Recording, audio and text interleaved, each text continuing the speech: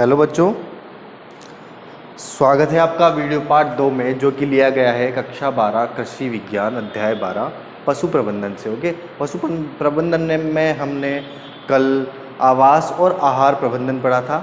आज हम पशुओं का प्रजनन प्रबंधन के समय क्या क्या ध्यान रखना है वो पढ़ेंगे। ओके, अच्छा, बात करें नंबर 1 से। यदि कृत्रिम गर्भाधान विधि से प्रजनन करवाना है तो उत्तम नस्ल के सांड का हिमकृत या तरल वीर्य काम में लें। अगर आप जो है गर्भाधान की कृत्रिम विधि अपना रहे हैं तो उस समय क्या है कि आपको उत्तम नस्ल के जो सांड होते हैं उनका हिमकृत वीर्य या तो हिमकृत वीर्य या तरल वीर्य ही काम में लेना चाहिए। ओके, और यदि प्राकृतिक गर्भाधान है, यदि प्राकृतिक विधि से गर्भाधान करवा रहे हैं तो उत्तम नस्ल के स्वस्थ सांड का चयन करें। उत्तम नस्ल के स्वस्थ सांड के साथ में उसका समागम करा के जो है आप प्राकृतिक विधि से गर्भाधान करवाएं। नेक्स्ट है मादा पशुओं के मध्यकाल की पहचान, उनके बाह्य लक्षणों। कुछ याद आया बच्चों? मध्यकाल की पहचान आप 11वीं क्लास में पढ़ के आए हो। ओके, फिर भी मैं बता देता हूँ। मादा पशु के मध्यकाल की क्या पहचान होती है कि पशु बार बार जो है पीछे की तरफ मुड़ के देखता है, रंभाता है, ठीक है। अच्छा, योनि से तरल पदार्थ निकलता है, गुप्तांग फूल जाता है, नर पशु मादा पशु नर पशु पर चढ़ती है, पशु बार बार थोड़ी थोड़ी देर में पेशाब करता है। ये सारे क्या है? मध्यकाल के लक्षण हैं। ये लक्षण प्रकट होते ही आपको क्या है? मादा को गर्भाधान करवाना चाहिए। ओके, तो क्या बोल रहा है? मादा पशु को गर्भाधान की पहचान उसके बाह्य लक्षणों से या टीजर बुल नसबंदी किया हुआ सांड। टीजर बुल कौन सा होता है बच्चों? नसबंदी किया हुआ सांड को आप झुंड में छोड़कर देख सकते हैं। उससे आपको पता चल जाएगा कि ये गाय, ये मादा जो है वो गर्भ धारण करने के इच्छुक है। ओके, नेक्स्ट है मादा को गर्भित कराने का सर्वोत्तम समय मध्य में आने के 12 से 18 घंटे के बीच होता है। अगर आप मध्यकाल की पहचान कर चुके हो तो 12 से 18 घंटे के बीच क्या है, उसको आप गर्भाधान करवा दीजिए। ओके, गाय भैंस भेड़ बकरी में जो है ये 19 से 21 दिन, गाय भैंस और बकरी में 19 से 21 दिन का, और भेड़ में 16 से 17 दिन के बाद पुनः ये क्या होती है? ऋतुमयी होने के लक्षण प्रकट करती है। मादा के गर्भित होने के 2 माह बाद गर्भ की जांच कराकर पुष्टि कर लेनी चाहिए। बच्चों, आपने जो है गर्भाधान कहीं जाकर करवाया है या तो किसी हॉस्पिटल में, अस्पताल में, पशु चिकित्सालय में, या फिर कहीं जो है किसी के फार्म हाउस पे जाके आप जो है पैसे दे करके मादा को गर्भित करवा के लेके आए हो, तो उसकी पुष्टि भी करवाना जरूरी है कि उसने गर्भ धारण किया है या नहीं है। कई बार क्या होता है, जो गर्भधारण में कोई समस्या होने के कारण गर्भधारण नहीं कर पाती और आप जो है बहुत समय तक रुके रह जाते हैं। ओके, नेक्स्ट आता है बछिया या पाड़ी 3 वर्ष की या 300 केजी उसका वजन हो जाए तो मध्यकाल के लक्षण प्रकट न करे तो चिकित्सा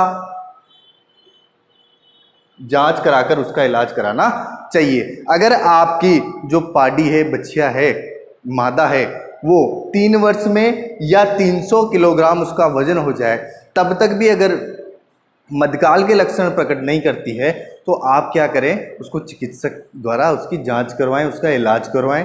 ठीक है, बहुत सारे इंजेक्शन आते हैं। ओके, इससे क्या होता है? मादा में मध्यकाल के लक्षण प्रकट होने लग जाते हैं। ओके, नेक्स्ट आता है प्रजनन संबंधित एक अभिलेख पशुपालक के पास होना चाहिए। एक प्रजनन संबंधित अभिलेख जिसमें सारी जानकारी हो पशु के मध्यकाल से लेकर के गर्भधारण और पशु की डिलीवरी तक का। ओके, इस सारी जानकारी जो है उस अभिलेख में होना आवश्यक है और कोई पशुपालक है तो उसको रखनी चाहिए।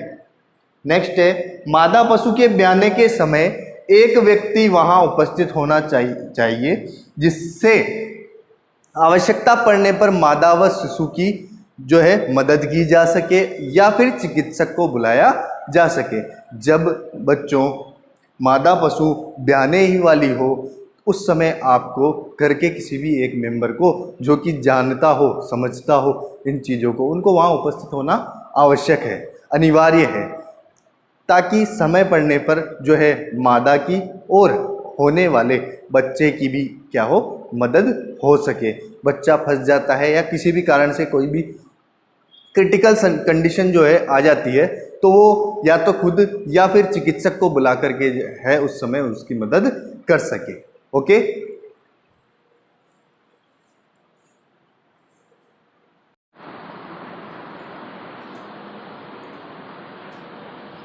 नेक्स्ट हम बात करते हैं बच्चों पशु प्रबंधन में पशु स्वास्थ्य प्रबंधन के बारे में। पहला आता है बीमार पशुओं को अन्य पशुओं से अलग कर देवें व समुचित चिकित्सा प्रबंध करें। अगर कोई पशु बीमार हो जाता है तो आपको उसे तुरंत अलग करके उसकी चिकित्सा प्रारंभ कर देनी चाहिए, वरना क्या होगा बच्चों, उस पशु से वो बीमारी दूसरे पशुओं में फैल जाएगी। ओके, नेक्स्ट आता है पशुओं को समय समय पर रोगों से बचाव के लिए टीके लगावें। पशुओं को बहुत से ऐसे रोग होते हैं उनके जो है आप अगर उनको पहले ही टीके लगवा दोगे तो वो रोग उनमें नहीं होंगे, उनके अंदर जो है इम्यूनिटी पावर बढ़ जाएगी, रोग प्रतिरोधी क्षमता बढ़ जाएगी। ओके, बीमार पशुओं के चारे दाने व बर्तन आदि जो है अलग रखें। अगर कोई पशु बीमार है तो जिस नाद से वो खा रहा है, ओके, और जिस टंकी से या जिस जगह से वो पानी पी रहा है उसको अलग रखें और स्वस्थ पशुओं के लिए अलग व्यवस्था कर दें। नहीं तो बहुत से ऐसे रोग हैं बच्चों जैसे खुरपका मुंहपका रोग है, ठीक है, तो उसमें क्या होता है, वो लार में जो उपस्थित रोगाणु होते हैं वो अगर स्वस्थ पशु के संपर्क में आ जाते हैं तो उनके भी वो रोग हो जाता है। ओके, नेक्स्ट है पशुपालक को पशुओं की सामान्य बीमारियों व औषधियों की जानकारी होनी चाहिए। सामान्य बीमारियां होने पर ऐसा नहीं कि आप जो है छोटी छोटी बीमारी पर भी चिकित्सक के पास पशुओं को लेकर जा रहे हो, उसमें आपका धन खर्च हो रहा है, समय खर्च हो रहा है।